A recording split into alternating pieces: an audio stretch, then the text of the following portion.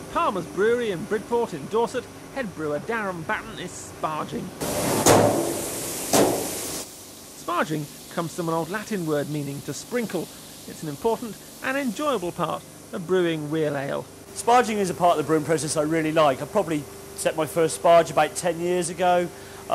It's really good because the sparge arms actually rotate just under water pressure. There's no mechanisation. They just go around nicely, uniformly for about 2 hours, just slowly removing the sugars from those grains. Really important for the brewing process because without those sugars, we'll have no sugar in the fermentation for the yeast to eat and make alcohol. It's a really relaxing time also as a brewer because it takes about 2 hours. It's a time that we can dive off and grab a coffee and catch up with a bit of paperwork. Some great smells, lovely steamy atmosphere in the brew house and some lovely aroma of the beer being sparged. Several times during the brewing process we have to heat the water that we use for brewing.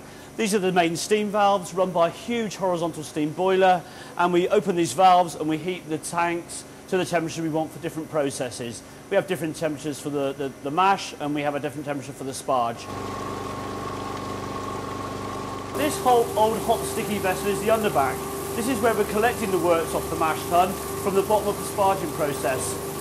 We set the taps, you know, these lovely old brass taps. They take a little bit of skill to set, so we're running the wort off at the same rate we're putting the sparge on the top. Really sticky on the surface, there's lots of sugars coming out of those worts.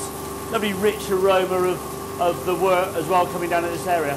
From the underback we pump the wort to the copper, which is the next stage of the process where we're going to boil that wort.